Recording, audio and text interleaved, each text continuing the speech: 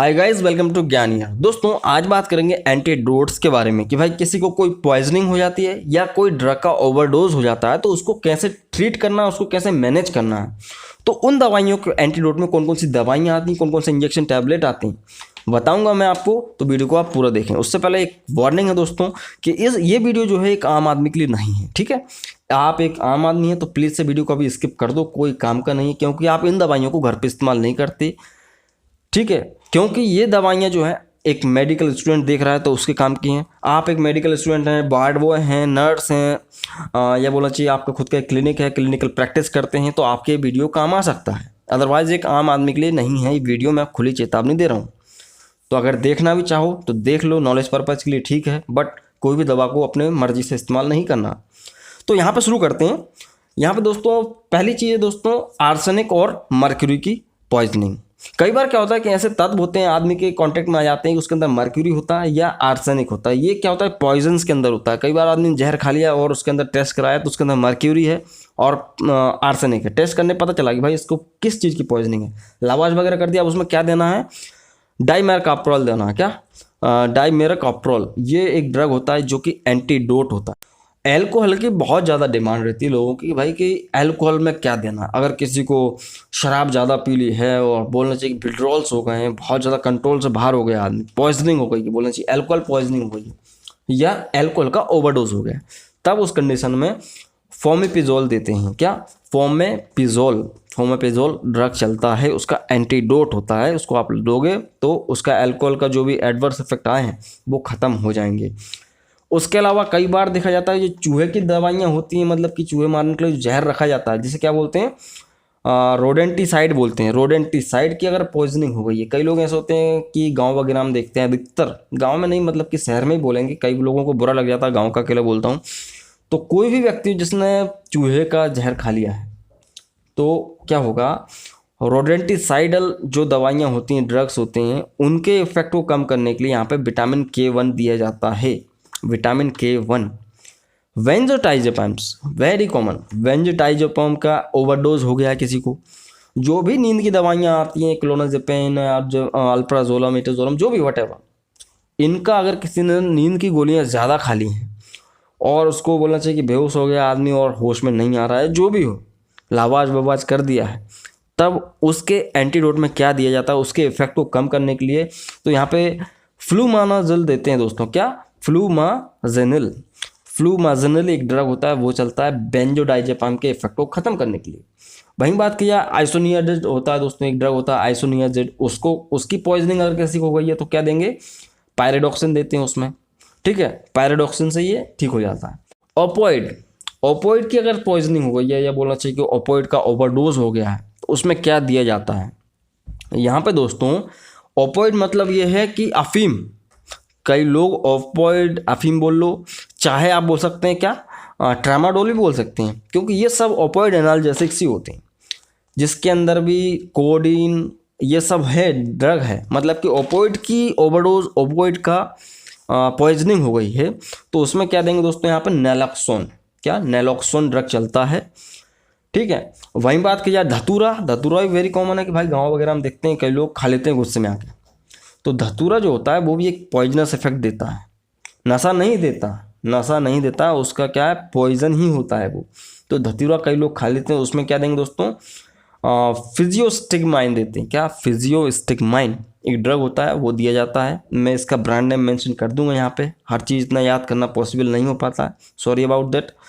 Iron का overdose को जानना बहुत जरूरी है। कई बार लोगों को लिख देते हैं आयरन तो बहुत ज़्यादा खा लेते हैं जल्दी खून बढ़ाने के चक्कर में, तो उनको दिक्कतें आती हैं बहुत ज़्यादा, ठीक है, अंग वगैरह फूल जाते हैं। तो उसके एंटीडोट के लिए डिफेरेक्सोमाइन को दिया जाता है, ठीक है। डिफेरेक्सोमाइन के बहुत सारे ब्रांड आते हैं, वो उनमें से कोई भी चलाया जा सकता है। ये क्या होता है, आयरन को कम करता है हमारी बॉडी में से, ठीक है। वहीं बात की जाए कि ज़्यादातर यहाँ पे मैं एक चीज़ को मिस कर रहा हूँ, उसको मैं अभी याद दिला देता हूँ आपको। ज़्यादातर पॉइजनिंग, कैसी भी पॉइजनिंग होती है उसका एंटीडोट सबसे बेस्ट होता है क्या, एक्टिवेटेड चारकोल। किसी भी तरह की पॉइजनिंग हो जाए, आदमी को चारकोल दे दो एक्टिवेटेड करके, एक्टिवेटेड चारकोल दोगे वो ठीक हो जाता है। बट किन्हीं किन्हीं जगह पे कुछ पर्टिकुलर एंटीडोट लगते हैं।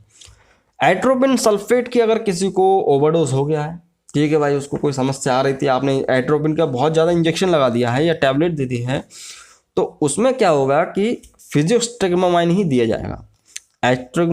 जो एट्रोपिन होता है उसके एंटीडोट में अगर उसका ओवरडोज हुआ है तो फिजियोस्टिग्माइन दिया जाता है, ठीक है, या पाइलोकार्पाइन दिया जाता है, ठीक है, ये दोनों में से कोई भी चलेगा। वहीं बात किया दोस्तों पैरासिटामोल, वेरी कॉमन, पैरासिटामोल कौन नहीं खाता, लेकिन कई लोग ज़्यादा खा लेते हैं, उनको आदत होती है दर्द की दवाई खाने की, भाई खाए जा रहे हैं, लिवर खराब हो गया, लेकिन पैरासिटामोल का ओवरडोज से उनको बहुत सारी समस्याएं देखने को मिलती हैं। तो पैरासिटामोल के ओवरडोज को कंट्रोल करने के लिए यहाँ पे 2 ड्रग आते हैं दोस्तों। ओरल मेथियोनाइन होता है दोस्तों, वो दिया जाएगा। उसके अलावा एन एसिटिलसिस्टीन दिया जाता है पैरासिटामोल के ओवरडोज को कंट्रोल करने के लिए, ठीक है। और म्यूकोमैक्स के नाम से आता है हालांकि मार्केट में ये, और जो भी ब्रांड नेम होगा मैं यहाँ पे मेंशन कर दूंगा, आप देख लेना यहाँ पे। ऑर्गेनोफॉस्फेट की भी कई बार पॉइजनिंग हो जाती है लोगों को। ऑर्गेनोफॉस्फेट की अगर पॉइजनिंग हो गई तो वहाँ पे एट्रोपिन सल्फेट दिया जाएगा। एट्रोपिन सल्फेट की अगर पॉइजनिंग हुई तो क्या देते हैं दोस्तों, फिजियोस्टिग्माइन। लेकिन अगर ऑर्गेनोफॉस्फेट की पॉइजनिंग हुई है तो वहाँ पे एट्रोपिन दिया जाता है, ठीक है ना। एट्रोपिन खुद एक किसी चीज़ का एंटीडोट है और उसका भी एंटीडोट क्या है, फिजियोस्टिग्माइन। तो ये भी एक इंटरेस्टिंग चीज़ है।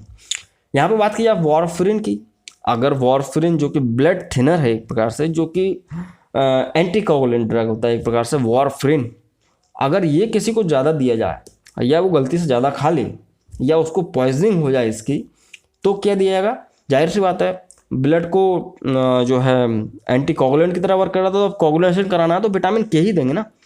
तो विटामिन के ही देंगे यहाँ पे। विटामिन के फाइटोमेथाडियोन के नाम से मिलता है मार्केट में, तो विटामिन के का इंजेक्शन लगाया जा सकता है अगर वारफरिन की ओवरडोज हो गया है। उसके अलावा हेपारिन है, हेपारिन भी यही होता है एक प्रकार से, तो उसमें प्रोटामाइन सल्फेट दिया जाता है। हेपारिन की अगर ओवरडोज हो गया है तो प्रोटामाइन सल्फेट। इथाइलिन ग्लाइकोल की अगर किसी को पॉइजनिंग हुई है तो वहाँ पे इथेनॉल दिया जाता है, फॉमेपिजोल देते हैं। फॉमेपिजोल मतलब कि इथेनॉल अल्कोहल बात एक ही है, फॉमेपिजोल ही चलेगा उसमें, ठीक है। कई बार क्या होता है कि ऐसे स्प्रेड वगैरह इस्तेमाल कर रहे हैं और नाक में घुस रहा है बार बार, वो एवोपरेट होके, जो लोग वार्ड बॉय हैं वो रात दिन स्प्रेड में काम कर रहे हैं तो उनको क्या है कि इतना ज़्यादा पहुंच जाता है तो उनको फॉमेपिजिन देना पड़ता है। इथेनॉल का एंटीडोट यही होता है। मैग्नीशियम सल्फेट की कई बार ओवरडोज हो जाता है। मैग्नीशियम सल्फेट मतलब अभी अपन ने क्या वीडियो बनाया था कुछ दिन पहले, कैल्शियम ग्लूकोनेट, उसमें बताया था मैंने आपको। तो अगर किसी व्यक्ति को मैग्नीशियम सल्फेट की ओवरडोज हुआ है तो वहाँ पे आपको कैल्शियम ग्लूकोनेट, कैल्शियम सैंडोज का इंजेक्शन लगता है। इंसुलिन को भी जानना बहुत जरूरी है। कई बार क्या होता है कि डायबिटीज़ होती है, लोगों को पता चलता नहीं है, भूल जाते हैं कितना इंजेक्शन लेना था, उन्होंने ज़्यादा इंसुलिन लगा लिया है, तो कई बार इंसुलिन के ओवरडोज की वजह से उनको बहुत सारी समस्याएं आती हैं। तो उस कंडीशन में आप क्या करोगे, सोचो। उसमें आपको डेक्सट्रोज चढ़ाना पड़ेगा भाई, उसका एंटीडोट तो यही है ना। वो इंसुलिन ने पूरी बॉडी में से शुगर खत्म कर दिया, तो उसके लिए आप क्या करोगे, ग्लूकोज दोगे 25%, 50%, कुछ भी चढ़ाना पड़ेगा, अदरवाइज आदमी बचेगा नहीं, शुगर ही खत्म हो जाएगा बॉडी में से। तो इंसुलिन के ओवरडोज में ग्लूकोज चढ़ेगा, ठीक है। ऑक्सीटोसिन भी बहुत कॉमन है। ऑक्सीटोसिन की जो इंजेक्शन गोलियां आती हैं वो महिला ज़्यादा खा लेती हैं तो उनका ओवरडोज हो जाता है, तो उसमें एटोसिवन चलता है, एटोसिवन, तो ये एटोसिवन चलता है। उसके अलावा डेगोक्सिन भी काफ़ी कॉमन है। तो डेगोक्सिन की अगर किसी को टॉक्सिसिटी हुई है तो क्या होगा, वहाँ पे डेगोक्सिन इम्यून फैब करके आता है, वो चलता है इसमें, डेगोक्सिन इम्यून फैब, जो कि डिजी फैब के नाम से मिलता है मार्केट में, तो यही सब चलता है। एक और यहाँ पे चीज़ दोस्तों कि वो बताना तो नहीं चाहिए बट नॉलेज के लिए ठीक है, स्नैक बाइट में क्या करते हैं, स्नैक बाइट अगर सांप काट लेता है तो उसमें एंटी वेनम लगता है, तो उसका एंटी वेनम होता है, कुत्ते का रेबीपुर होता है, जो भी है एंटी रेबीज होता है, तो वो इस कैटेगरी में अपन नहीं रखेंगे, बट लोगों के कमेंट आएंगे इसलिए मैंने पहले बता दिया। ये ड्रग्स के एंटीडोट्स थे। आप देख रहे हैं दोस्तों ज्ञानियर। वीडियो कैसा लगा मुझे कमेंट करके बताइएगा, कोई क्वेरी है तो वो भी आप पूछ सकते हैं। अगर अच्छा लगा है तो प्लीज़ से लाइक करें, जिससे मुझे मोटिवेशन मिलता है ऐसे ही वीडियो और बनाने के लिए, एक प्रेरणा आती है। तो सब्सक्राइब नहीं किया तो सब्सक्राइब कर लो, ऐसे वीडियो आपको टाइम टू टाइम मिलते रहेंगे। तो मैं मिलता हूँ अगले वीडियो दोस्तों। जय हिंद, वंदे मातरम।